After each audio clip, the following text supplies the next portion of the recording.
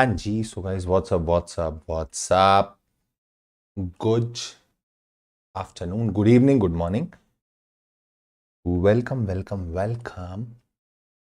चलो जी, तो अभी हम लोग स्टार्ट करेंगे question answer of the chapter accounts of the companies. ठीक है, और एक चीज और कि आज ही रात को ना हम ऑडिट एंड ऑडिटर्स के क्वेश्चन आंसर्स भी कर लेंगे। ठीक है, ताकि कल मैं क्लास ले लूं फिर तुम्हारी मैनेजमेंट एंड एडमिनिस्ट्रेशन की, तो फिर ये 1 से लेकर 10 तक सारे चैप्टर कंपनी लॉ वाले क्लियर हो जाएंगे। ठीक है, फिर एक सेशन अपन रखेंगे 31st को, 30 को नहीं, 31st को, दैट इज फॉर LLP। ठीक, उसके बाद फिर अदर लॉस, उसके बाद खत्म हो जाएगा। ठीक है, then I will prepare for some sort of MCQs और मैराथन टाइप कुछ। ठीक है, चलो अभी अपन स्टार्ट करते हैं with the accounts of companies. ठीक है, आओ, अकाउंट्स ऑफ कंपनीज वाला जो चैप्टर है, as usual I am presuming कि तुम लोग रिवाइज करके बैठे हो। ठीक है, पहले चैप्टर रिवाइज कर लेना क्योंकि बड़ा चैप्टर है। ठीक, और कंफर्म चैप्टर है, मतलब कंफर्म कैटेगरी है, पेपर में आएगा ही आएगा। शॉर्ट तुमको क्वेश्चन मिलेंगे, और एक भी नहीं, इंस्टेड हो सकता है कि 2 क्वेश्चंस तो एटलीस्ट आपको मिलेंगे सिर्फ और सिर्फ इस चैप्टर से। ठीक है, management is one of the important chapter क्योंकि बड़ा चैप्टर है, और अकाउंट्स एंड ऑडिट वाला भी जो चैप्टर रहता है पूरी यूनिट, उसमें से काफी ज्यादा वेटेज कवर होती है। ठीक है, and share capital also, that is very very important. ठीक है ठीक है ठीक है, चलो now coming to chapter number 9। एक एक करके आराम आराम से क्वेश्चन पढ़ते हैं, प्रोविजंस रिकॉल करने की कोशिश करना। ठीक है, अच्छे से हो जाएगा। चलो, the question number 1 I am starting. The registered office of the Bharat Limited is situated in a classified backward area of Maharashtra। ठीक है, यानी एक स्टेट है महाराष्ट्र, और महाराष्ट्र का एक बैकवर्ड एरिया है, वहां पर भरत लिमिटेड के रजिस्टर्ड ऑफिस जो है वो लोकेटेड है। ठीक है sir, the board of director wants to keep its books of account at its corporate office in Mumbai which is conveniently located. अब ये क्या चाह रहे हैं कि हमारे बुक्स ऑफ अकाउंट, क्योंकि बुक्स ऑफ अकाउंट को हमको इंस्पेक्शन के लिए ओपन रखना होता है, तो अगर हम उसको इतने बैकवर्ड एरिया में रखेंगे ना तो थोड़ी प्रॉब्लम आएगी। वी वांट कि हम इसको रखें but at a convenient place, मतलब जहां पर लोग आसानी से आकर इसको इंस्पेक्ट कर सकें, ये सब चीजें रहे। तो हमने बोला ठीक है, बोर्ड ऐसा चाहता है कि हम किसको किसी और जगह पे रखना चाहते हैं, तो क्या रख सकते हैं? यस, रख सकते हैं। The board seeks your advice about the feasibility. Feasibility का मतलब होता है पॉसिबिलिटी। बोर्ड आपसे ये जानना चाहता है whether it is feasible, whether it is possible, कि क्या हम अपने बुक्स ऑफ अकाउंट को बोर्ड क्या बोलते हैं, रजिस्टर्ड ऑफिस की जगह किसी और जगह रख सकते हैं, मतलब जहां रजिस्टर्ड ऑफिस है वहां कहीं और रख सकते हैं। हाँ, सेक्शन 128 सबसेक्शन 1 क्या बोलता है?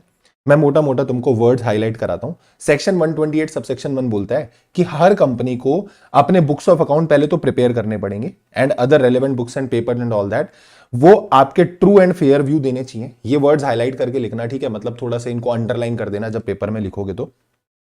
वो ट्रू एंड फेयर व्यू देने चाहिए। दूसरी चीज, उसके अंदर सारी ट्रांजेक्शन्स एक्सप्लेन्ड होनी चाहिए जो रजिस्टर्ड ऑफिस पे की गई हैं या ब्रांच ऑफिस पे की गई हैं, वो सारी ट्रांजेक्शन्स का इफेक्ट उसके अंदर नजर आना चाहिए। तीसरी चीज कि वो अक्रूवल बेसिस पे बने होने चाहिए, और चौथी चीज कि वो डबल एंट्री सिस्टम पे बने होने चाहिए। ये 4 चीजें तो तुमको लिखनी पड़ेंगी। ठीक है, 128 सबसेक्शन 1 का प्रोविजन ही यही है कि आप क्या करोगे, बुक्स ऑफ अकाउंट पड़े होने चाहिए, ट्रू एंड फेयर व्यू देने चाहिए, उसमें ट्रांजेक्शन्स नजर आनी चाहिए। तीसरी चीज वो अक्रूवल बेसिस पे होनी चाहिए और डबल एंट्री सिस्टम पे बने होने चाहिए। फिर उसके बाद एक प्रोवाइजो आता है, और प्रोवाइजो ये बोलता है कि यदि आप इसको किसी और जगह पर रखना चाहो, then it may be kept at such other place. किसी और प्लेस पे रखना चाहते हो वहां भी रख सकते हैं, as the board of director में decide and where such a decision is taken. आपको 7 दिन के अंदर अंदर क्या करना होगा, आरओसी को बताना पड़ेगा उस प्लेस के बारे में जहां पर आप बुक्स ऑफ अकाउंट रखना चाहते हो।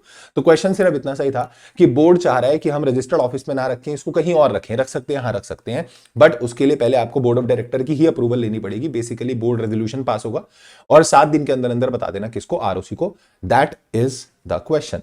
इतना सिंपल सा क्वेश्चन था, इजी इजी। ठीक है, चलो लास्ट में कंक्लूजन निकला, कृपया करके ना भूले, लास्ट में फाइनल आंसर जरूर डाल के आए। लास्ट में क्या लिखा, therefore the board of directors of the Bharat limited can keep its books of account at corporate office in Mumbai by following the above mentioned procedure. Simple, clear. चलो, now coming to question number 2। The directors of Thar Limited want to voluntarily revise the financial statement। ओ, ये बोल रहा है कि क्या आप खुद voluntarily अपने बुक्स ऑफ अकाउंट को रिवाइज कर सकते हो, फाइनेंशियल स्टेटमेंट को, सॉरी, फाइनेंशियल स्टेटमेंट्स को रिवाइज कर सकते हो। तो हाँ सर, हम फाइनेंशियल स्टेटमेंट्स को रिवाइज कर सकते हैं, और हमको ये पावर दी हुई है हमको ये पावर दी हुई है, बट इसके लिए we have to follow certain procedure, तो आपको वो प्रोसीजर फॉलो करना पड़ेगा। बोल रहे बताएं कि क्या प्रोविजंस हैं कि आप वॉलंटरी रिवीजन कर सकते हो, उसका प्रोसीजर बता दो। हमने बोला ठीक है भाई बता देंगे प्रोसीजर किसका, वॉलंटरी रिवीजन का प्रोसीजर बताना है आपको, ठीक है।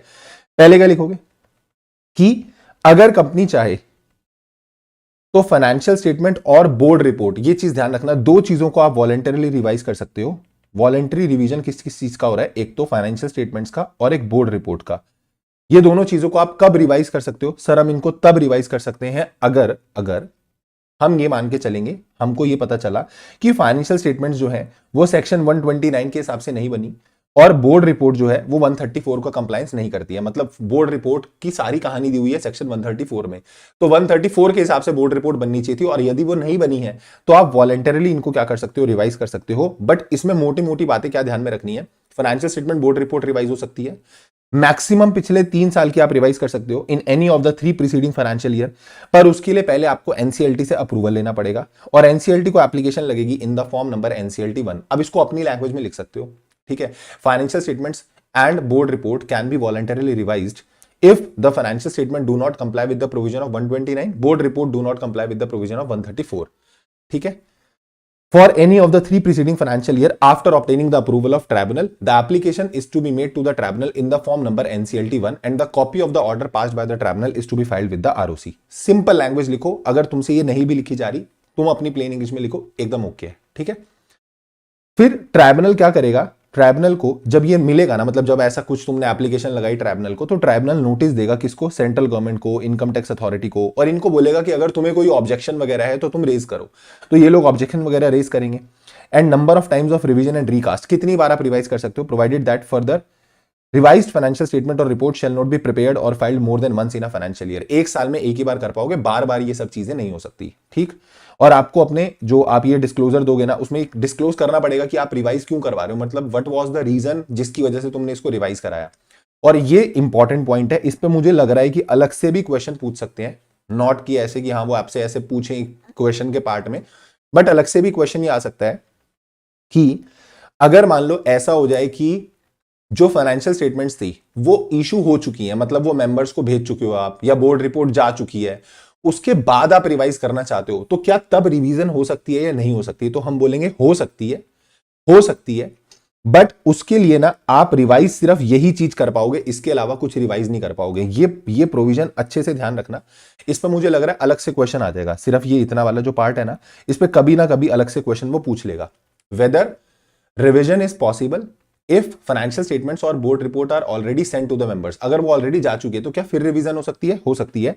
Where the copies of the previous financial statement or report have been sent out to member or delivered to the ROC, then revision must be confined to, revision हो पाएगी but revision confined हो जाएगी। confined होने का मतलब आप सिर्फ यही चीज रिवाइज कर पाओगे, इसके अलावा रिवाइज नहीं कर सकते कुछ। क्या, you can only correct in respect of which previous financial statement or report do not comply with the provision of 129 और 134। 129 और 134 का जहां पर नॉन कंप्लायंस था, जो करेक्शन करनी थी सिर्फ वही करेक्शन कर सकते हो, इससे ज्यादा कुछ करेक्शन नहीं हो सकता। And making of any unnecessary consequential alteration, ये ऑल्टरनेशन नहीं है, ऑल्टरेशन है, और कुछ कॉन्सिक्वेंशियल ऑल्टरेशन करनी है। कॉन्सिक्वेंशियल ऑल्टरेशन का मतलब वो जो चीज आप करेक्ट कर रहे हो ना, उसको करेक्शन करने के चक्कर में अगर कुछ और ऑल्टर करना पड़ रहा है तो वो कर सकते हो, पर तुम ऑल टुगेदर कुछ ऑल्टर करना चाहते हो, आप ऐसे समझो कि वैल्यूज ही बदल देना चाहते हो तुम, वो नहीं हो सकता भाई। अगर तुमने पहले कुछ और वैल्यूज रखी थी फाइनेंशियल स्टेटमेंट में, अब तुम सोच रहे हो मैं वैल्यू ही बदल दूं, या तो वो करेक्शन है तो कर सकते हो, बट तुम सोच रहे हो मैं तो इसमें एक एसेट और ऐड कर दूं, तो ये सब चीजें नहीं ऑल्टर हो पाएंगी, ठीक है। You can only do the correction and you can only make the consequential alteration, otherwise you can not do anything if the financial statement और board report are already issue to the members. वो already member के पास जा चुकी हैं, तो सिर्फ यही कर पाओगे और कुछ नहीं कर पाओगे, ठीक है। फिर इसके बाद आते हैं थर्ड पॉइंट कि अगर सीजी चाहे तो रिवीजन के लिए क्या बना सकता है, रूल्स बना सकता है। ये वाला प्रोविजन सिर्फ रट्टाफिकेशन है, इसको याद कर लेना और पेपर में लिख के आ जाना, ठीक। Now coming to question number 3। कुछ क्वेश्चंस बड़े इंटरेस्टिंग क्वेश्चन है इस चैप्टर के, मतलब उसको अगर बिना पढ़े अपन चले गए ना तो फिर वाट है एकदम, क्योंकि पेपर में समझ में नहीं आएगा पूछ क्या रहा है। The board of directors of Vishwakarma electronics limited consist of mister Ghanshyam director. अब सुनना जरा, इसमें कौन कौन डायरेक्टर है। मिस्टर घनश्याम है वो डायरेक्टर है, मिस्टर हाइडर है, वो ये हाइडर है हैदर है मुझे नहीं पता, ठीक है, ये हाइडर है डायरेक्टर है, मिस्टर एंडरसन ये एमडी है मैनेजिंग डायरेक्टर है। Company has also employed a company secretary, और कंपनी में एक होल टाइम कंपनी सेक्रेटरी भी है जो एम्प्लॉयमेंट में है, ठीक है। The financial statements of the company were signed by mister Ghanshyam and mister Haider Hyder whatever it is. Company के फाइनेंशियल्स को किसने साइन करा, एक तो मिस्टर घनश्याम ने और एक मिस्टर हाइडर ने, दो लोगों ने साइन करा सिर्फ। सर फाइनेंशियल स्टेटमेंट जो साइन करते थे तो वहां ऐसा लिखा होता था अगर चेयरपर्सन अप्रूव्ड है तो चेयरपर्सन करेगा, पर अगर चेयरपर्सन को अथॉरिटी नहीं है तो दो डायरेक्टर करेंगे जिसमें से एक एमडी होना चाहिए अगर है तो भाई इस कंपनी में तो एमडी है, तो तुमने एमडी से साइन क्यों नहीं कराए।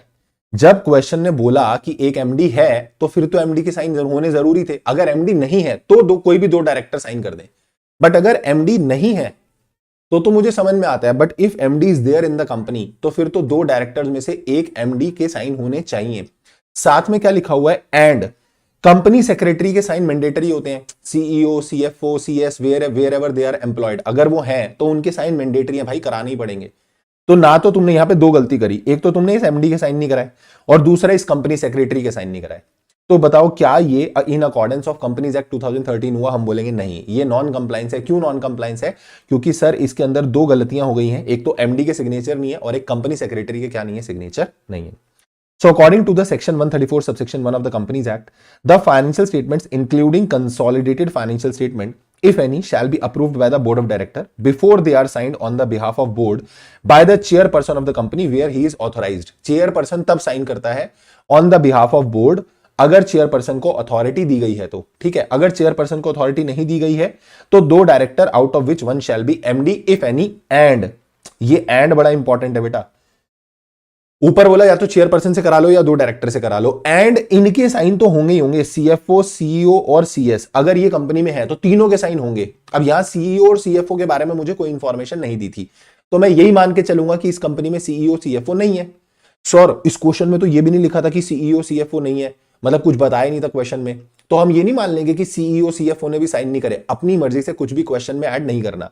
अगर सवाल ने यहां लिखा है कि कंपनी सेक्रेटरी था तो कंपनी सेक्रेटरी को पकड़ो ना, बस हम ये मान के चलेंगे कि भैया इसमें सीईओ सीएफओ है ही नहीं, अब क्या कर सकते हैं।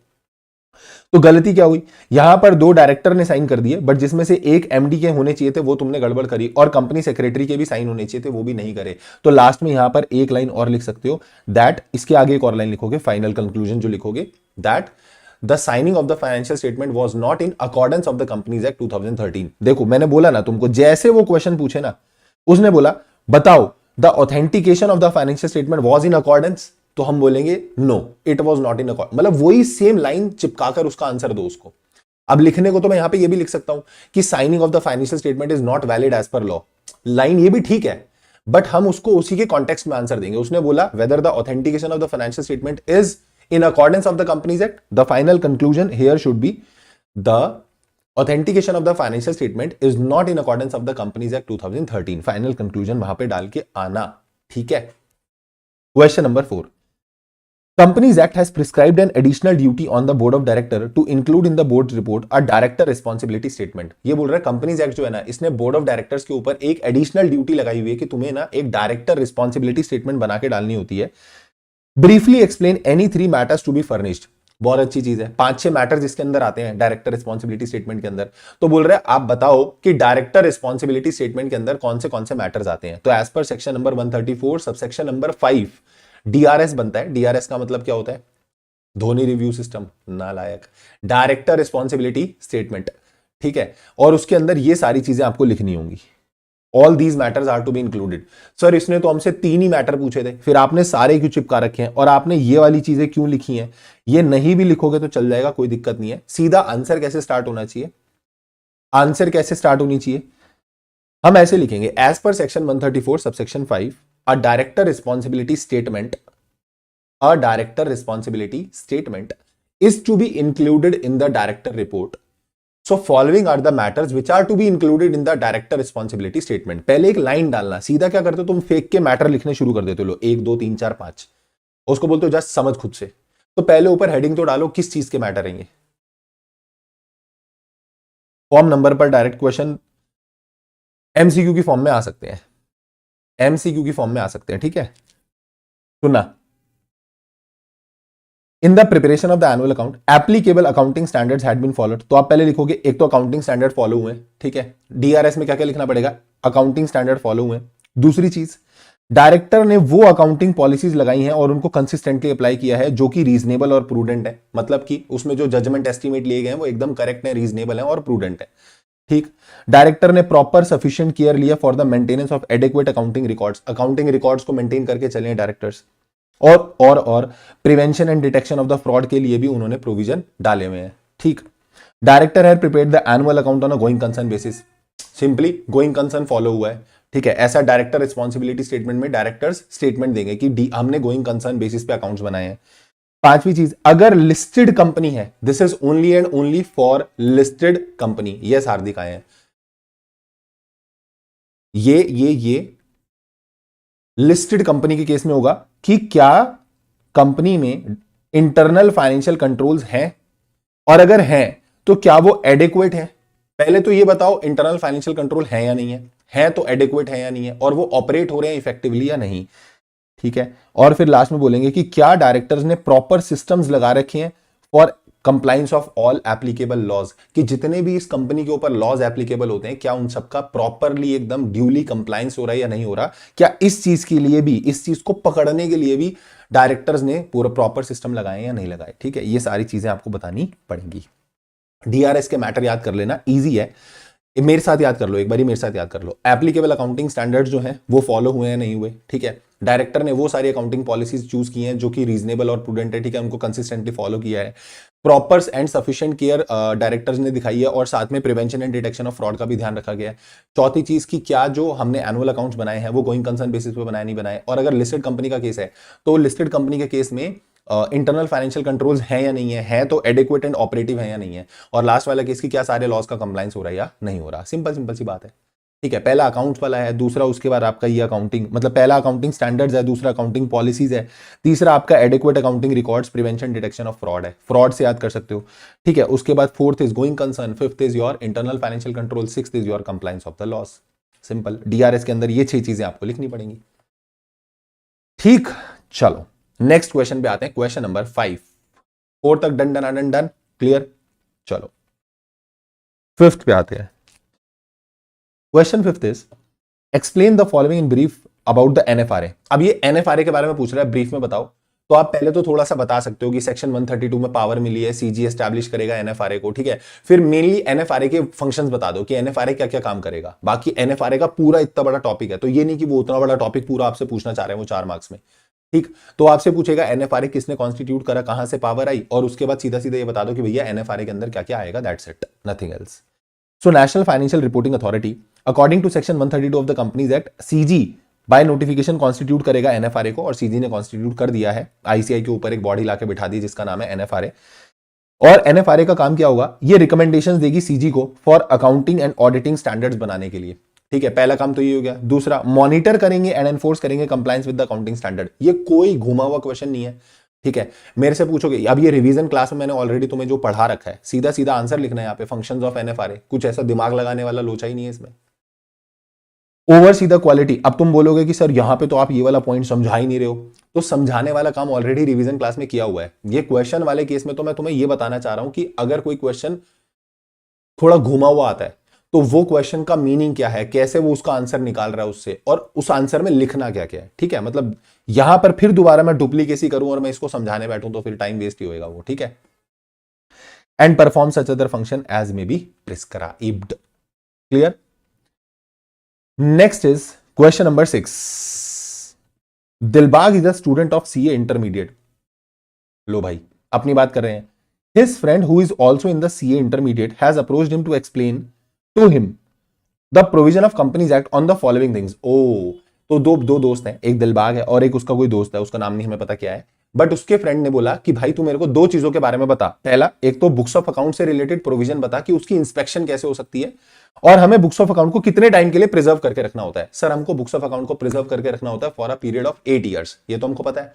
बट अगर कंपनी बने अभी 8 साल नहीं हुए हैं तो फिर उस केस में आप शॉर्टर पीरियड के लिए भी कर सकते हो। और प्लीज प्लीज प्लीज मैं तुमसे रिक्वेस्ट करूंगा, अगर तुम सीधा ये क्वेश्चन आंसर सेशन देख रहे हो, I will request you please go to the revision channel, मतलब यूट्यूब चैनल पे हो, रिवीजन वाली प्लेलिस्ट में जाओ और रिवीजन वाली प्लेलिस्ट में ये वाला चैप्टर जहां पे मैंने कराया है ना अकाउंट्स ऑफ कंपनीज, उसका पार्ट 1 है, 2 पार्ट में करा रखा है मैंने ये चैप्टर। पार्ट 1 वाली वीडियो खोलना और उसमें जब मैं सेक्शन 128 में ये इंस्पेक्शन और प्रिजर्वेशन वाला टॉपिक करा रहा हूं, प्लीज एक बार उसको वहां से देखो, बहुत डिटेल में समझाया है, क्योंकि लॉ की लैंग्वेज में कुछ लिखा है, फिर मैंने उधर उसको बहुत अच्छे से एक्सप्लेन करके बताया हुआ है। Literally you will love it, एक बार उसको जाके देखना वहां से, ठीक है, अकाउंट्स वाले चैप्टर में, कि लॉ में ऐसा लिखा हुआ है आज इस फाइनेंशियल ईयर में आपके पास पिछले 8 साल की बुक्स होनी चाहिए, पर अगर अगर अगर आपको अभी बने हुए 8 साल नहीं हुए हैं, अभी कम टाइम हुआ है, तो जितने टाइम से आप इनकॉर्पोरेटेड हो उतने टाइम की बुक्स होनी चाहिए।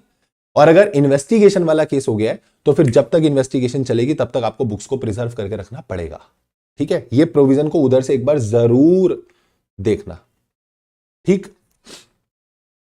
दे देंगे आरती को। और इंस्पेक्ट कौन कर सकता है? कोई भी डायरेक्टर जो है वो इंस्पेक्ट कर सकता है बुक्स ऑफ अकाउंट को during the business hours, director inspect कर सकता है, ऑब्वियस सी बात है। एंड सच इंस्पेक्शन में be done by any kind of director, कोई भी डायरेक्टर हो वो कर सकता है। आगे एक चीज ध्यान रखना, अ पर्सन कैन इंस्पेक्ट, अच्छा होल्डिंग सब्सिडरी के बुक्स ऑफ अकाउंट इंस्पेक्ट करा सकती है, हाँ, पर्सन ऑथराइज्ड के द्वारा। A person can inspect the books of account of the subsidiary only an authorisation by the way of resolution of the board of director. Holding के board of director जो है resolve करके एक बंदे को authorise करेंगे, वो कर सकता है। एंड जब भी ये इंस्पेक्शन होगी तो कंपनी के जो एम्प्लॉयज और ऑफिसर्स हैं उनको एकदम पूरा ऐसा हेल्प करनी पड़ेगी, यानी you have to give the proper assistance to the person who is inspecting. पता चले सामने से कोई बुक्स ऑफ अकाउंट इंस्पेक्ट करना है तुम उसको क्या बोल लो, चल निकल यहां से, हम नहीं करवा रहे तेरे को बुक्स ऑफ अकाउंट इंस्पेक्ट, भाग चल, ऐसा नहीं होना चाहिए। You must give the full assistance, ठीक। बट ये वाला मैं तुम्हें प्लीज बोलूंगा, प्लीज प्लीज प्लीज, ये वाले प्रोविजन के लिए जस्ट 5-10 मिनट लगा के एक बार वो वाला टॉपिक जरूर पढ़ना, ठीक। और उसके अलावा कोई भी और टॉपिक में प्रॉब्लम हो तो फिर तो है ही है लेक्चर वो वाले, बट स्टिल एक बार वो वाला टॉपिक जरूर देख लेना, क्योंकि यहां लैंग्वेज कुछ लगेगी तुम्हें और सुना तुमने कुछ और होगा। तुमने ऐसा सुना होगा कि आज हम बुक्स ऑफ अकाउंट बनाते हैं तो अगले 8 साल के लिए मेंटेन होते हैं, और यहां पर ये लॉ में क्या लिख के चल रहा है कि जो आपके बुक्स ऑफ अकाउंट होंगे ये पिछले 8 साल के बुक्स ऑफ अकाउंट आपके पास होने चाहिए। तो ये क्या मतलब इंटरप्रिटेशन निकल रही है, जो बोलते हैं हम वो ठीक बोलते हैं कि आज के बुक्स ऑफ अकाउंट अगले 8 साल तक आपको रखने हैं, सुना तो हमने ऐसे है, बट यहां लिखा क्या है ये देखो, आपके पास पिछले 8 साल के बुक्स ऑफ अकाउंट होने चाहिए। तो why it is written like that and उसका मीनिंग क्या है, तो उसको एक बार वहां से देख लेना प्लीज जाके, ठीक। Question number 7. A housing finance limited is a housing finance company having a paid up share capital of rupees 11 crore and turnover of 145 crore. Oh, paid up share capital है 11 करोड़ की, टर्नओवर 145 करोड़ का। Explain with reference to the relevant provision and rules whether it is necessary to file the financial statement in the XBRL mode. क्या हमको XBRL में ये books of account को file, मतलब financial statement को फाइल करना पड़ेगा? What is XBRL? Extensible business reporting language. तो क्या आपको XBRL में फाइलिंग करनी है? अब ये लिमिट पे क्वेश्चन आया हुआ है कि किस किस के लिए मैंडेटरी होता है XBRL फाइलिंग, और उसके लिए फाइनेंशियल स्टेटमेंट का फॉर्म रहता है AOC4 XBRL। वैसे नॉर्मली फॉर्म क्या होता है AOC4, पर इसके लिए क्या होगा AOC4 XBRL। किस किस के लिए? सर पहला जो लिस्टेड कंपनीज है उसके लिए XBRL मैंडेटरी है। ऐसी कंपनीज जिनकी पेड अप कैपिटल 5 करोड़ या उससे ज्यादा है, टर्नओवर 100 करोड़ या उससे ज्यादा है, और वो कंपनीज जिनको इंड एएस के हिसाब से अपने अकाउंट्स बनाने हैं, उनके लिए भी XBRL मैंडेटरी हो जाता है। तो सर यहां पर ये बोल रहा है कि इसकी जो पेड अप शेयर कैपिटल है वो 11 करोड़ या उससे ज्यादा है, तो ये 5 करोड़ वाला भी क्राइटेरिया पूरा कर रहा है, और टर्नओवर 145 करोड़ या उससे ज्यादा है, तो दोनों में से कोई भी एक क्राइटेरिया पूरा हो जाता तो इसको क्या करना था, XBRL मैंडेटरी करना था। तो बताओ यहां पे इसको XBRL मैंडेटरी करना है? हाँ करना है, अभी तो मुझे यही नजर आ रहा है। पर इसी लिमिट की प्रोवाइजो में क्या दिया हुआ है कि अगर कोई नॉन बैंकिंग फाइनेंशियल कंपनी है, मतलब NBFC है, हाउसिंग फाइनेंस कंपनी है, या फिर इंश्योरेंस कंपनी है, बैंकिंग कंपनी है, इनके ऊपर XBRL नहीं लगता। और क्वेश्चन ने स्टार्टिंग में क्या बोला था? It is a housing finance company. तो ऑल्दो लिमिट देख के तो हमें लग रहा है कि इसके ऊपर XBRL मैंडेटरी है, पर क्योंकि इसने क्या बोल दिया, ये क्या है हाउसिंग फाइनेंस, तो इसके ऊपर XBRL मैंडेटरी नहीं होगा। The company is not needed to file the financials in AOC4 XBRL। इसको XBRL में फाइलिंग करने की जरूरत नहीं है, ठीक। Now coming to question number 8। इस क्वेश्चन को मिलाया गया है with the chapter number 1, financial year के साथ इसको लिंक किया गया है। Harry limited is a company registered in Thailand. SKP limited registered in India is a wholly owned subsidiary of Harry limited, यानी हैरी कंपनी बाहर की है और इंडिया की कंपनी जिसका नाम है SKP, ठीक है। ये जो SKP है ना, ये उस थाईलैंड वाली कंपनी की होली ओन्ड सब्सिडरी है, उसकी होली ओन्ड सब्सिडरी। और ये चाह रही है क्योंकि मेरे को उसके साथ अपने अकाउंट्स को कंसोलिडेट करना है, तो we have to follow a different financial year. Can we follow? Yes, आप डिफरेंट फाइनेंशियल ईयर फॉलो कर सकते हो, पर पहले आपको सीजी की क्या लेनी पड़ेगी? अप्रूवल लेनी पड़ेगी। अब इसमें तुम्हें वो पूरा चैप्टर 1 वाला फाइनेंशियल ईयर वाला टॉपिक जो है वो कोट कर देना है कि वैसे तो फाइनेंशियल ईयर हमारा जो होता है वो 31 मार्च को ही खत्म होता है, बट अगर for the purpose of consolidation कि कोई कंपनी, वो प्रोवाइजो ऐड करना है बेसिकली आंसर में, ठीक है, कि as per proviso of section 2 clause 41 अगर कोई कंपनी सब्सिडरी होती है, होल्डिंग होती है, तो उसका कंसोलिडेशन होना होता है। तो कंसोलिडेशन होने के लिए फिर हम डिफरेंट फाइनेंशियल ईयर फॉलो कर सकते हैं, बट उसके लिए हमको अप्रूवल लेना पड़ेगा पहले सीजी से, ठीक है। नीचे कुछ ट्रांजिशनल प्रोविजन भी बताए हुए हैं, ये तब के लिए रेलेवेंट था जब कंपनीज एक्ट आया था, ठीक है। मतलब नीचे प्रोविजनल ये बताए हुए हैं, ये रहा देखो, ऑल्सो अ कंपनी और a body corporate existing on the commencement of this act. जब ये एक्ट कमेंस हुआ था उस समय अगर ऐसा चल रहा था कि कोई कंपनी थी ऐसे बाहर की कोई कंपनी है, इधर वाली उसकी सब्सिडरी है, then within a period of 2 years from such commencement align its financial year as per the provision of this clause। तो पहले क्या होता था, पहले ना कुछ भी चल रहा था ऐसे फाइनेंशियल ईयर में, तो फिर बोला था कि जब ये वाला एक्ट आ गया इसने मैंडेटरी कर दिया 1 अप्रैल से 31 मार्च। तो इसीलिए क्या हुआ, इसीलिए ये बोला गया कि जिसका अगर कुछ पुराना वाला लफड़ा चल भी रहा है ना, तो भाई तुमको 2 साल दे रहे हैं, फटाफट से उसके हिसाब से अलाइन कर लो। तो ये ट्रांजिशनल प्रोविजन है, इतना उतना रेलेवेंट नहीं है, ठीक है। ऑलरेडी ये बोल रहा है कि हाँ चलो ठीक है, कंपनी सब्सिडरी तो you can do, you have to apply to the CG, आपको पहले अप्रूवल लेना पड़ेगा। क्वेश्चन नंबर 9, डोरेमोन लिमिटेड, ओहो, Doraemon limited has prepared its financial statement for the year 2018-19, ठीक है। फाइनेंशियल स्टेटमेंट बनाई डोरेमोन भैया ने, कौन से साल की बनाई? 2018-19 की। Mister Nobita the managing director, देख रहे हो भाई को, एमडी बना दिया नोबिता को। Mister Nobita the MD of the company is declining to sign, ये डिक्लाइनिंग नहीं है, ये डिनाइंग है, ठीक है। मिस्टर नोबिता जो है, ये बंदा जो है ये मना कर रहा है। क्या कर रहा है? ये मना कर रहा है। सर किस चीज के लिए मना कर रहा है? ये मना कर रहा है कि भाई मैं तो साइन नहीं करूंगा, on the ground that it is only the duty of the board of director to sign the financial statement as approved by the board and he is not liable to sign the same. ये बोल रहा है ये तो board की responsibility है कि वो साइन करे, हम क्यों साइन करेंगे?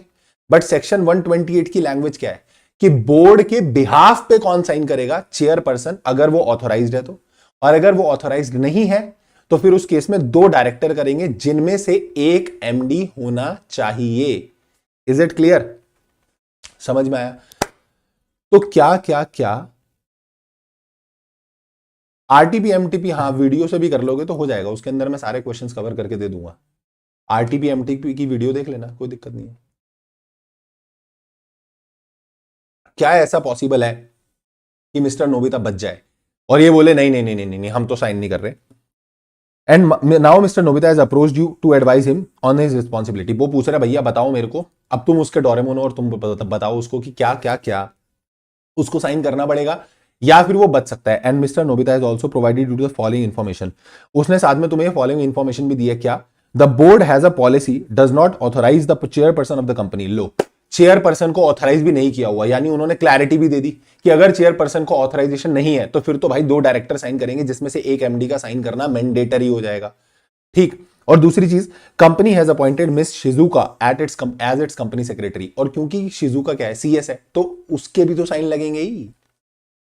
तो क्या यहां पे सिंपल पहले बात करते हैं, क्या नोबिता साइन करेगा या नहीं करेगा? बिल्कुल करेगा। क्यों करेगा sir Nobita sign? Nobita sign इसलिए करेगा क्योंकि भैया you are the MD of the company, क्योंकि आप कंपनी के क्या हो? एमडी हो, तो इसलिए आपको तो साइन करना पड़ेगा, आपके साइन किए बिना संभव नहीं है। और दूसरी चीज, क्योंकि कंपनी में सीएस अपॉइंटेड है तो सीएस को भी साइन करना पड़ेगा। And this is the answer. फटाफट से रीड करके बता दो, जल्दी जल्दी। क्लियर है? एकदम इजी क्वेश्चन है, मेरे को लग रहा मुश्किल है बिल्कुल भी। टेल मी फास्ट, फटाफट से बोल दो, जल्दी जल्दी बताओ, जल्दी जल्दी जल्दी जल्दी जल्दी जल्दी। क्लियर एकदम? चलो आगे। Now coming to question number 10, Ravi limited maintain its books of account under single entry. यहीं पे स्यापा हो गया। अब तुम्हारे को दिमाग में यहीं क्लिक हो जाना चाहिए कि बुक्स ऑफ अकाउंट तो डबल एंट्री पे बनते हैं, और यहां पर सबसे पहला गलती क्या हुई कि बुक्स ऑफ अकाउंट किस पे बने? सिंगल एंट्री पे बने। ओ, is it permitted under the provision of the companies act? क्या ऐसा करना जरूरी है? नो। पहले का जवाब तो हो गया no, because books of account are to be maintain on the double entry system. Second question क्या पूछ रहा है? State the person responsible for complying the maintenance of books of account of company. कौन बंदे कंप्लायंस के लिए mandatory होते हैं? तो हमने बोला सर सबसे पहला एमडी मैंडेटरी होता है, मतलब MD is responsible for the compliance. दूसरा होल टाइम डायरेक्टर जो कि फाइनेंस का इंचार्ज है, वो बंदा। तीसरा हमने बोला सीएफओ या फिर एनी अदर पर्सन जिसको कंपनी में इस काम को संभालने की चार्ज दिया गया है, यानी अथॉरिटी दी गई है, ये लोग रिस्पॉन्सिबल होते हैं, ठीक है।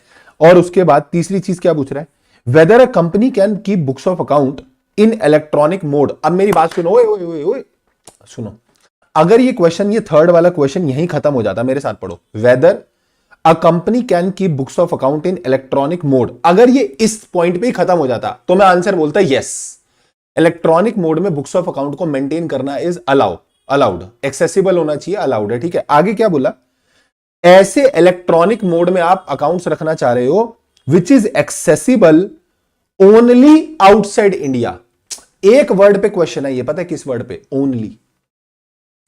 आप इलेक्ट्रॉनिक मोड में रख सकते हो बट वो electronic mode must be accessible in India also. आप सर्वर बाहर का आपका, हमें उससे मतलब नहीं है, पर उसकी एक्सेसिबिलिटी इंडिया में होनी चाहिए। You can not keep the books of account on such kind of mode कि उसका एक्सेसिबिलिटी सिर्फ इंडिया के बाहर हो, ये नहीं हो सकता। ओनली वर्ड भी हटा देते ना तो भी मैं सोचता, पर इन्होंने क्या बोला कि उसका accessibility is only outside India. Sir ये गलत हो गया, हमको ऐसे बुक्स ऑफ अकाउंट रखना अलाउड नहीं है। सो मैं यहां पे बोलूंगा books of account and other relevant books and paper वो आपको रखने हैं, ठीक है।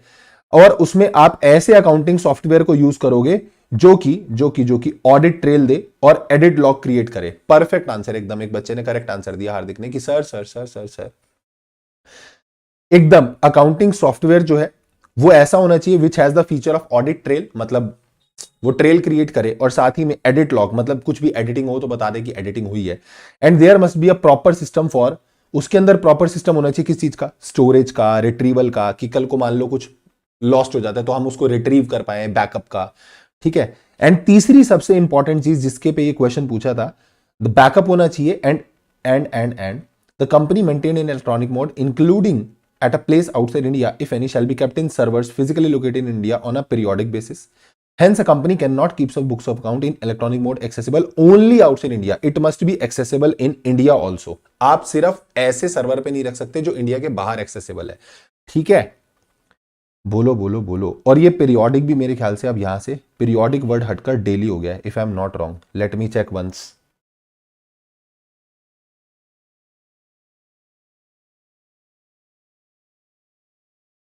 ये पीरियोडिक वाला भी ना हटके वहां पे डेली हो गया, वो एक बारी मेरे को चेक करने दो, मैं तुमको बता देता हूं।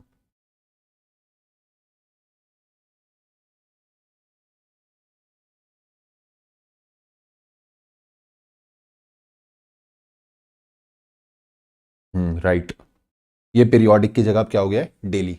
तो पीरियोडिक वर्ड मत लिखना, डेली लिखना, ठीक है। क्लियर है सर।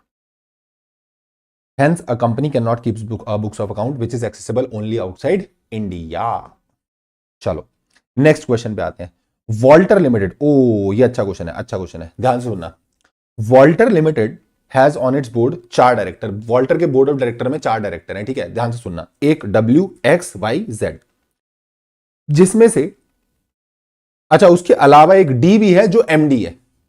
अब ये थोड़ा सा फाइनल में तुम जाके पढ़ोगे, MD जो होता है ना, मैनेजिंग डायरेक्टर, वो डायरेक्टर ही होता है एक तरीके का, मतलब अब इतना डेप्थ में नहीं जाऊंगा, फाइनल में पढ़ना तुमने, बट एमडी बनने के लिए तुम्हें डायरेक्टर होना चाहिए, मतलब एमडी इज अ डायरेक्टर, ठीक। तो MD is also a director, तो एक तरीके से देखा जाए तो इसके पास 5 डायरेक्टर होंगे, बट यहां लिखा चलो ऐसे, ठीक है, चलो W है, X है, Y है, Z है, ये सिर्फ डायरेक्टर है, क्वेश्चन ऐसा बोलना चाह रहा है। एंड एमडी है वो D है, ठीक है। Company has also full time company secretary mister Pai. अब एक मिस्टर पाई है जो कंपनी का कंपनी सेक्रेटरी भी है। द फाइनेंशियल, अच्छा फिर वही पूछ रहा है, बताओ कौन साइन करेगा, तो मेरे को बताओ कौन साइन करेगा। तो financial statement of the company कौन सिग्नेचर करेगा, X और Y, 2 डायरेक्टर ने साइन कर दिए। क्या ये सही है, क्या ये सही है, नहीं। क्यों, क्योंकि सर पहले तो चेयरपर्सन को पकड़ो, अगर चेयरपर्सन ऑथराइज नहीं है तो 2 डायरेक्टर जिसमें से एक एमडी होना चाहिए, तो डी का साइन करना जरूरी था, पर डी ने तो साइन ही नहीं करे। स्यापा तो यही होगा कि डी ने साइन नहीं करे। So according to that D का साइन करना जरूरी था, और साथ में मिस्टर पाई का भी साइन करना जरूरी था, क्योंकि मिस्टर पाई कौन था, कंपनी सेक्रेटरी, तो उसका साइन होना चाहिए था, बट नहीं है, तो वही आपको आंसर लिखना है। अच्छा फिर इसका सेकंड क्वेश्चन क्या है, what would be your answer in the question if it is a company 1 person company. अगर मान लो ये केस ओपीसी का बनता, 1 पर्सन कंपनी का बनता, तो फिर आपका आंसर क्या होता सर? फिर हमारा आंसर ये होता कि फिर तो कोई भी एक डायरेक्टर साइन कर दे तो वो चल जाएगा, उसके अलावा कुछ करने की जरूरत नहीं है। Only and only one director is required, क्योंकि ओपीसी में तो होता ही एक ही बंदा है। तो उस केस में अगर एक डायरेक्टर भी साइन कर देगा तो ऑथेंटिकेशन वैलिड हो जाएगी एज पर लॉ, बट अभी फिलहाल नहीं है। ठीक है, अगला क्वेश्चन रिपीटेड है, डीआरएस के बारे में पूछ रहा है। क्वेश्चन नंबर 12 पूछ रहा है कि डीआरएस में क्या क्या मैटर आएंगे वो बताओ, तो हमने ऑलरेडी पढ़ लिया है। क्वेश्चन नंबर 13 पे आते हैं, और अब मुझे लग रहा है कि थोड़ा सा कुछ लेवल के क्वेश्चन आएंगे। ठीक है, पढ़ो जरा। The government of India is holding 51% of the paid up equity share capital of sun limited. क्योंकि सन लिमिटेड की 51% paid up share capital government of India के पास है, तो मैं बोलूं sun limited is a government company. हाँ sir, ये तो गवर्नमेंट कंपनी बन गई। The audited financial statements of sun limited for the year 21-22 were placed on its AGM on 31 of अगस्त। 31 अगस्त को एजीएम हुई और उसमें हमने ये फाइनेंशियल्स को प्लेस करा। Pending the comments of the controller and auditor general of India on the said account, the meeting was adjourned without adoption of the account. ओ, यानी अभी अकाउंट्स एडॉप्ट नहीं हुए, अकाउंट्स को लेट डाउन किया गया एजीएम में, बट अकाउंट एडॉप्ट नहीं हुए। ठीक है, और मीटिंग एडजर्न हो गई। On receipt of CAG comment on the account, the adjourned AGM was held on 15th of October. फिर adjourned AGM कब हुई? 15 अक्टूबर को। पहले वाली कब हुई थी? 31 अगस्त को। डेट्स ध्यान रखना, 31 अगस्त को पहली वाली मीटिंग हुई और दूसरी वाली आपकी मीटिंग कब हुई? 15th of अक्टूबर को। Where at the accounts were adopted. Wow, main काम क्या हुआ कि उस दिन अकाउंट्स क्या हो गए? अडॉप्ट हो गए। ठीक है सर, अकाउंट अडॉप्ट हो गए। देयर आफ्टर, यानी अकाउंट्स अडॉप्शन के बाद, sun limited filed its financial statement relevant to the financial year 21-22 with the ROC. Examine, क्या हमने यहां पर स्टैट्यूटरी फाइलिंग की है, कंप्लायंस में हुए हैं या नहीं हुए? नहीं हुए। अब यहां गड़बड़ क्या हो गई? भैया तुमने जो फाइनल वाले फाइल करे वो तो करे, चलो वो ठीक है, बट तुम्हें प्रोविजनल भी तो करने थे। अगर तुमने एजीएम में उसको लेट डाउन किया but it has not been adopted, still you have to file the provisional financial statements। उसके बाद जब अडॉप्शन हो जाएगा फिर तुम्हें फाइल करना होता है। उसी चीज पे क्वेश्चन था कि प्रोविजनल वाले भी आपको फाइल करने थे, बट आपने क्या नहीं करा? आपने प्रोविजनल वाले फाइल नहीं करे, अनअडॉप्टेड वाले, और आपने सीधा फाइनल वाले फाइल करे। तो this filing is not at all correct. Simple है यार, ये तो इजी है, तुम लोग को तो सारे आंसर आते हैं, तुम पहले लिख देते हो चैट पे। चलो, question number 14। Income tax authority in the current financial year 22-23 observed during the assessment proceeding a need to reopen the accounts of Chetan Limited। एक होता है रीओपनिंग ऑफ अकाउंट, ऊपर अभी मैंने क्वेश्चन कराया था वो रिवीजन का था। रिवीजन आप वॉलेंटरली करा रहे हो, रीओपनिंग जो होती है आपके अकाउंट की वो अथॉरिटीज की एप्लीकेशन के बेसिस पे होती है। दूसरी चीज, वहां 3 साल का टाइम था, रीओपनिंग में 8 साल का टाइम होता है। पिछले 8 साल के तुम्हारे बही खाते खोले जा सकते हैं और तुम्हारी लंका लगाई जा सकती है। ठीक है, इनकम टैक्स अथॉरिटी को कुछ झोलबाजी लगी और उसने एप्लीकेशन डाल दी एनसीएलटी को कि भाई मैं चाहता हूं इस कंपनी के क्या खुलवाओ, अकाउंट्स रीओपन करवाओ। एनसीएलटी ने ऑर्डर दिया चेतन लिमिटेड को for the reopening of account. बताओ क्या ये वैलिड है या नहीं है? एब्सोल्युटली वैलिड है, पिछले 8 साल के अकाउंट रीओपन हो सकते हैं। बट इस क्वेश्चन में फिर ये इतना इजी क्वेश्चन तो होगा नहीं सर। तो ये हमसे क्या पूछना चाह रहा है? पता है कहां गेम खेला? डेट में। इसने बोला 2022-23 में ये कुंभकर्ण नींद से जागा, इनकम टैक्स अथॉरिटी 2022-23 में, कि मेरे को रीओपनिंग करानी है। और कौन से साल के लाला जी रीओपन कराना चाहते हैं? 11-12। अबे लाला, 11-12 22-23 से कितने साल पहले पड़ गया? 10-11 साल पहले, मैक्सिमम पिछले 8। हाँ ठीक है, it procedure is absolutely okay, उसका इनकम टैक्स अथॉरिटी का एप्लीकेशन लगाना वैलिड था, but time frame is not valid. तो अगर मैं इस क्वेश्चन में बोलूंगा, ये बोल रहा है examine the validity of the application, तो मैं बोलूंगा the application made by the income tax authority to the NCLT was valid because income tax authority can make an application to the NCLT for reopening of account, but time frame is not valid.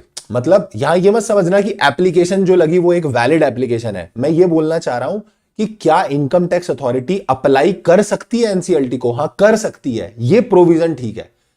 अगर मैं यहां पे ये लिखता कि apply ही किसी और ने करा है, वो तो एप्लीकेशन ही गलत हो जाती। अप्लाई इनकम टैक्स अथॉरिटी ने करा, इनकम टैक्स अथॉरिटी अप्लाई कर सकती है, बट मैक्सिमम पिछले 8 साल के लिए, उससे ज्यादा के लिए नहीं कर सकती। ठीक है, तो this is that question. Clear. चलो, अब इसके बाद कुछ सीएसआर के क्वेश्चन आ रहे हैं। तृप्ति limited Tripti Limited, a listed company, has made the following profits and the profits reflect eligible profits। और कंपनी के प्रॉफिट्स का डेटा आपको दिया हुआ है। क्वेश्चन बोल रहा है कैलकुलेट कीजिए कंपनी को कितना अमाउंट सीएसआर में खर्च करना पड़ेगा एंड ऑल्सो बताइए कि क्या सीएसआर कमेटी बनानी है तो उसमें कौन कौन लोग आएंगे, कॉम्पोजिशन बताना है आपको सीएसआर कमेटी का। मेरे को लग रहा है बहुत इजी क्वेश्चन है, डायरेक्ट क्वेश्चन है। 17-18 का ये हमसे डेटा पूछ रहा है कितना हम खर्च करें, तो इमीडिएटली प्रीसीडिंग 3 फाइनेंशियल ईयर के प्रॉफिट्स का एवरेज करो, उसका एटलीस्ट 2%। तो अगर मैं 3 साल के प्रॉफिट देखूं तो इट विल बी 50, 70 एंड 30। तो 50 plus 70 plus 30 it will be 150। 150 को आप 3 से डिवाइड करोगे तो it will be 50। What will be the average? 50 crore, crore है ना, हाँ 50 करोड़ रुपए आपका एवरेज प्रॉफिट आ गया पिछले 3 साल का। उसका कम से कम कितना आएगा आपका? 2%। तो कम से कम 2% विल बी 1 करोड़ रुपए। तो आपको कम से कम इतने रुपए तो खर्च करने पड़ेंगे। यू हैव टू स्पेंड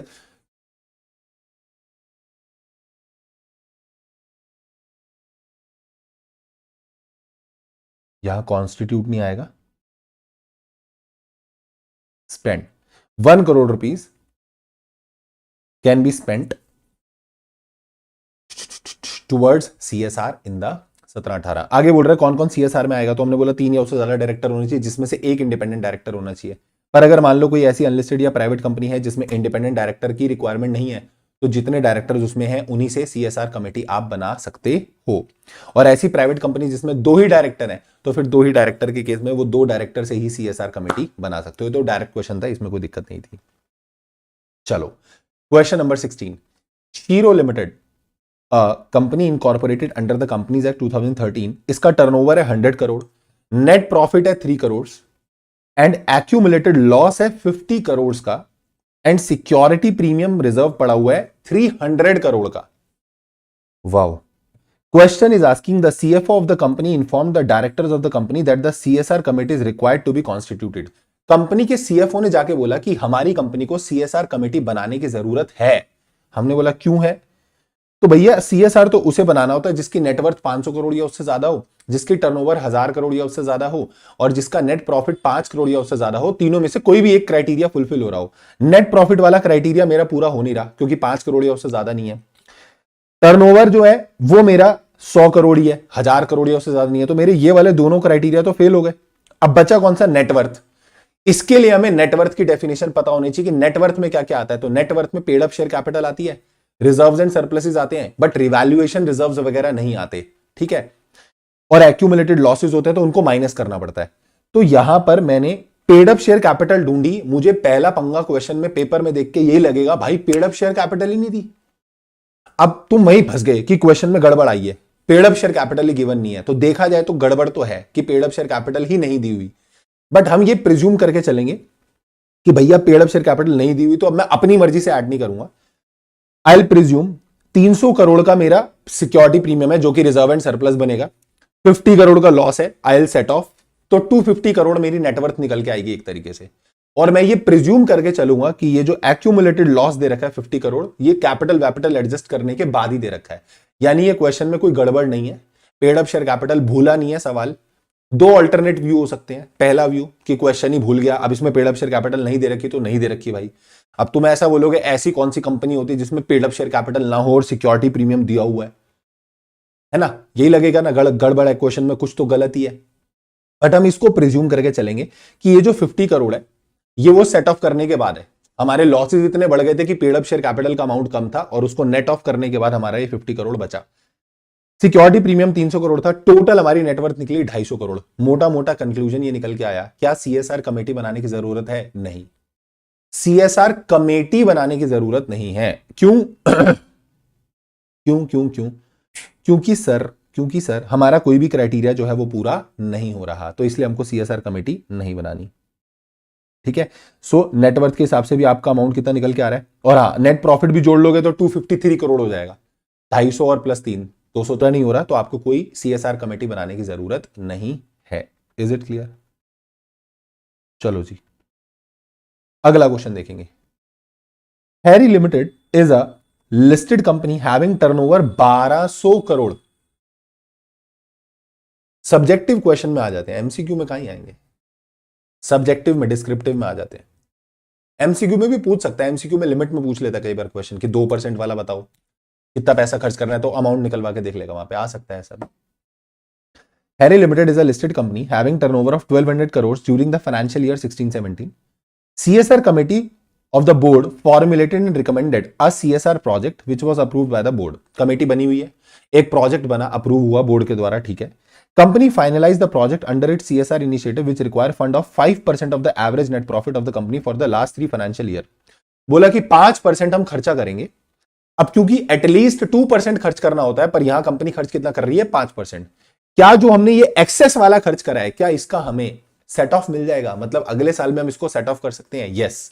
तो अब इसके लिए प्रोविजन तुमको पढ़ना पड़ेगा रूल वाला जाके, कि अगर एक्सेस वाला है तो एक्सेस वाला आप सेट ऑफ कर सकते हो, बट 2 कंडीशंस पढ़नी पड़ेंगी। पहला, इसके लिए आपको एक बोर्ड रेजोल्यूशन पास करना पड़ता है, तभी आप सेट ऑफ कर सकते हो फ्यूचर में जाके। और दूसरा, जो ये एक्सेस वाला अमाउंट है ना, आई विल रेफर, इसको रिवीजन वीडियो से ही देखना, कनेक्टिविटी में तभी समझ में आएगा। अभी बीच में एकदम से बताऊंगा भी तो क्लैरिटी नहीं आएगी कि मैं क्या बोलना चाह रहा हूं यहां पे, ठीक है। But still if you want कि ये वाला पॉइंट क्या लिखा हुआ है, तो ये बोलना चाह रहा है, क्योंकि इसके साथ में एक पॉइंट लिंक होगा, इसके साथ एक पॉइंट लिंक होगा। वो पॉइंट ये है कि suppose I am doing CSR activity, तो CSR एक्टिविटी से अगर मुझे कभी कोई इनकम जनरेट हो जाती है, लाइक एक कंपनी ने बोला हम CSR में क्या करेंगे, भंडारा खिलाएंगे, बट भंडारे में 2-2 रुपए में भंडारा खिलाएंगे। अब वो 2-2 रुपए तो इकट्ठे हो रहे हैं ना, तो वो 2-2 रुपए इकट्ठे होके आपके पास काफी सारा पैसा इकट्ठा हो गया, ठीक है। लेट से आपके पास 10 लाख रुपए इकट्ठे हो गए, तो बोलते हैं जो ये सरप्लस आया ना CSR एक्टिविटी से, ये सरप्लस भी तुम्हें उसी CSR में ही यूज करना होगा, ठीक है। और जो तुमने ये सरप्लस यूज करा है, this will not be allowed for set of. ये वाली लाइन लिखी हुई है, तो इसलिए मैं बोल रहा हूं ये वाला पॉइंट तभी समझ में आएगा जब वो सरप्लस वाला पॉइंट थोड़ा क्लैरिटी में आएगा। तो इसको भले ही वहां से देख लेना, मतलब ये वाला टॉपिक अगर एक बार थोड़ा और अच्छे से देखना हो तो रिवीजन वीडियो पे चले जाना और वहां देखना कि सेट ऑफ वाले प्रोविजन में क्या बताया हुआ है, ठीक है। चलो अगला क्वेश्चन फिर दोबारा टोटल रिपीट क्वेश्चन, CSR के प्रोविजन बताओ, बता देंगे। वही लिमिट ध्यान रखना, 500, 1000 और 5, तीनों में से कोई एक लिमिट पूरी होनी चाहिए। लिस्टेड कंपनी के ऊपर तो मैंडेटरी हो जाएगा, ठीक है। कौन कौन CSR में होना चाहिए, CSR कमेटी की कंडीशंस क्या क्या है। सिंपल क्वेश्चन है, मुझे लग रहा कुछ भी भारी है इसके अंदर। Then coming to question number 19, the balance is extracted from the financial statement of ABC। Balance as on 31 March 2020, last day पे आपको देखना होता है अमाउंट कितना है। नेटवर्थ है 100, टर्नओवर है 500, नेट प्रॉफिट है 1। ये प्रोविजनल का हमें कुछ नहीं करना। क्या इसमें से मेरी कोई भी लिमिट पूरी हो रही है, 500, 1000 या 5? कोई लिमिट पूरी नहीं हो रही। क्योंकि मेरी कोई लिमिट पूरी नहीं हो रही, तो क्या मुझे CSR कमेटी बनाने की जरूरत है? No sir, no, not at all. आपको CSR कमेटी बनाने की जरूरत नहीं है, क्योंकि इमीडिएटली प्रीसीडिंग फाइनेंशियल ईयर में you are fulfilling no limit, ठीक। Next question, question number 20, Apsara limited is unlisted public company जिसकी paid up share capital 80 crore है during the preceding financial year. Paid up share capital is 80 crore, turnover of the company is 110 crore. बताओ क्या company को mandatorily क्या company को internal auditor चाहिए? तो हमने बोला सर इंटरनल ऑडिटर की लिमिट तो होती थी 25, 50, 100, 200। एक मिनट, पब्लिक कंपनी है तो अगर लिस्टेड कंपनी है तो लिस्टेड को तो चाहिए इंटरनल ऑडिटर। अनलिस्टेड के लिए लिमिट क्या होती थी? 25, 50, 100, 200। लिमिट्स ऐसे याद रखना, देखो ये लिमिट 25, 50, 100, 200, 4 लिमिट है। 25 करोड़ या उससे ज्यादा की आउटस्टैंडिंग डिपॉजिट, लोन वाले केस में 100 करोड़ से ज्यादा, एग्जैक्ट 100 हुआ तो नहीं होता। इन वाले केस में इक्वल टू मोर देन है सब में, बस इसमें मोर देन होता है। ये ध्यान रखना, प्लीज प्लीज प्लीज ये ध्यान रखना, लोन वाले केस में मोर देन 100 करोड़ होता है, बाकी तीनों लिमिट जो है वो इक्वल टू मोर देन है। तो अगर हम बोले क्वेश्चन में जो हमें दिख रहा है, वो हमें दिख रहा है paid up capital is 80 crore और मोर, और ये बोल रहा है पेड अप कैपिटल 50 करोड़ या उससे ज्यादा होनी चाहिए। फंस गया। तो क्या इंटरनल ऑडिटर चाहिए? नहीं चाहिए? चाहिए, बिल्कुल चाहिए, ठीक है sir. What are the qualifications of the internal auditor? कोई भी बंदा बन सकता है, he could be a chartered accountant, cost accountant, कोई भी बंदा बन सकता है, और अदर प्रिस्क्राइब्ड प्रोफेशनल बन सकता है। वो बंदा कंपनी का एम्प्लॉय भी हो सकता है वो कंपनी का एम्प्लॉय ना हो। ये सारी चीजें लिखनी है आपको यहाँ पे। क्या आपको इंटरनल ऑडिटर तो रखना पड़ेगा, हो सकता है वो सीए हो, CSO या कोई और अदर प्रोफेशनल हो, और वो कंपनी का एम्प्लॉय हो भी सकता है, कंपनी का एम्प्लॉय नहीं भी हो सकता। ठीक है, ठीक है, ठीक है, समझ में आ रहा है अच्छे से। चलो क्वेश्चन नंबर 21 मार्क कर लो, इंपॉर्टेंट है, आ रहा है इस बार। मतलब आ सकता है यार। PQR Private Limited operates as manufacturing company generating a turnover of 150 crore and holds an outstanding loan of 75 crore from a public financial institution solely in the previous financial year with a total loan availed of 110 crore but 135 crore were prepaid during the same year। तो बोल रहे हैं कि ना हमारे पास total साल के दौरान हमने 75 करोड़ का लोन रेज करा, ऑलरेडी हमारे ऊपर 35 करोड़ का कोई लोन था। टोटल एक पॉइंट ऑफ टाइम पे साल में कभी एक ऐसा समय आया था जब हमारा 110 करोड़ का लोन टच हो गया था, बट हमने बीच में क्या करा 35 करोड़ का लोन रीपे कर दिया है। बट साल के एंड पे हमें नजर आ रहा है टर्नओवर 150 है और लोन 75 है। और प्राइवेट कंपनी के लिए दो लिमिट होती है, 100 और 200 वाली। टर्नओवर 200 करोड़ या उससे ज्यादा होना चाहिए, टर्नओवर 200 करोड़ या उससे ज्यादा होना चाहिए, और आउटस्टैंडिंग लोन 100 करोड़ से ज्यादा होना चाहिए। बट लोन वाले में एक लिमिट होती है, वहां लिखा होता है at any point of time.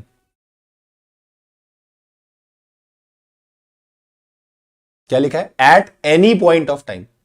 यानी भाई तुमने साल के शुरू में अगर 100 करोड़ से कम लोन रखा था, साल के एंड पे 100 करोड़ से कम है, डजंट मैटर। एक साल में एक भी पल अगर वो 100 करोड़ से ऊपर गया था ना, तो ये लिमिट ब्रीच हो चुकी है, मतलब तुमको इंटरनल ऑडिटर रखना पड़ेगा। तो ये क्वेश्चन इसी चीज पे था कि ये 35 करोड़ ऑल दो एंड में नहीं हमारे पास लोन, बट साल के किसी भी पॉइंट ऑफ टाइम पे तो हमारे पास 100 से ऊपर गया था ना लोन, तो भैया यहां पर इंटरनल ऑडिटर रखना पड़ेगा। आगे वही बकवास कर रहे हैं, बताओ इंटरनल ऑडिटर चाहिए या नहीं चाहिए? हमने बोला भाई चाहिए। पहले आप लिमिट लिखोगे पूरी। So PQR limited is required to appoint the internal auditor because उसने लिमिट एक्सीड की है 100 करोड़ की। आप बोलोगे कहां की है सर? हमको तो इंटरनल क्या बोलते हैं, लिमिट जो नजर आ रही है वो तो 75 करोड़ आ रही है। वो बेटे वो 75 करोड़ लास्ट में आ रही है, but at any point of time it must be below 100 या एग्जैक्ट 100 से एक दिन भी ऊपर हो गया, किसी भी दिन अगर वो 100 ब्रीच किया था तो भैया फिर गया। ठीक, चलो अगला क्वेश्चन फिर इंटरनल ऑडिट पे लग रहा है मुझे। X limited is a listed company having a paid up share capital of 25 crore, turnover 100 crore. अब भाई ये यार क्या क्वेश्चन है, मतलब paid up share capital 25 crore, तुम्हें लगेगा 50 करोड़ की लिमिट होती है, चलो ये तो ब्रीच हुई नहीं। टर्नओवर 100, टर्नओवर तो 200 की लिमिट होती है। कंपनी सेक्रेटरी ने एडवाइस किया कि इंटरनल ऑडिटर रखने की जरूरत नहीं है क्योंकि कैपिटल और टर्नओवर जो है वो लिमिट के अंदर अंदर है। बताओ क्या रखने की जरूरत है या नहीं है? मैं तुमसे जानना चाहता हूं, क्या ये इंटरनल ऑडिटर रखने की जरूरत है या नहीं है? सर है। क्यों है?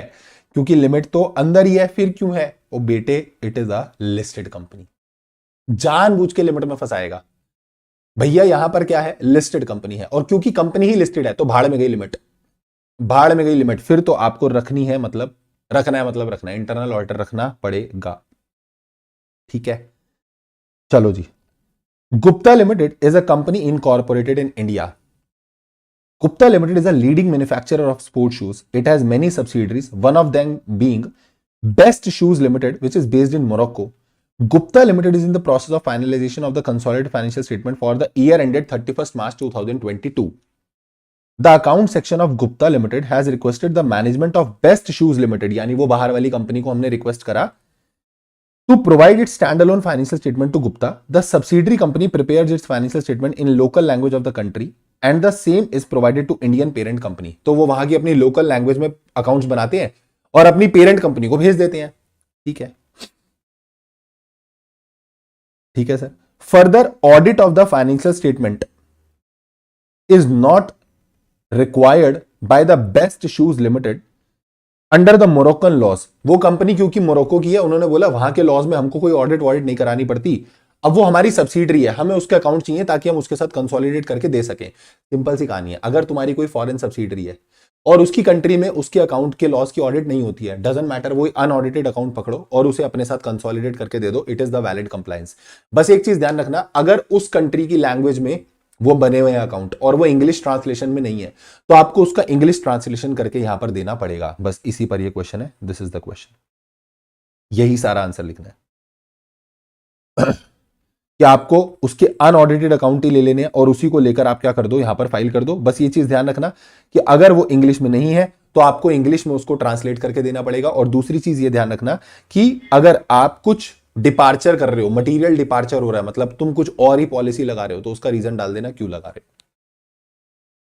ठीक है, चलो ये क्वेश्चन इज नॉट रेलेवेंट, देख लेना। 129A पे क्वेश्चन है, क्योंकि अभी कोई ऐसा रट्टाफिकेशन वाला क्वेश्चन है कि क्या बोलते हैं सीजी को ना मतलब एक कंपनी को सीजी से क्या मिला, एक कम्युनिकेशन मिला कि तुम्हारे फाइनेंशियल रिजल्ट्स का कंप्लीट ऑडिट और limited review of the periodical financial result. कुछ अनलिस्टेड कंपनी के लिए भी सीजी क्या करवाएगा, पीरियोडिकल ऑडिट कराएगा एक तरीके से, क्योंकि लिस्टेड कंपनीज का तो होता ही है ये, ठीक है। तो इन्होंने बोला अनलिस्टेड का भी कराना है, तो उसके लिए ये 3 रूल दिए हुए। अब इसमें क्या प्रिस्क्राइब्ड है, अभी कुछ प्रिस्क्राइब्ड नहीं है, सिर्फ सेक्शन में रट्टाफिकेशन है।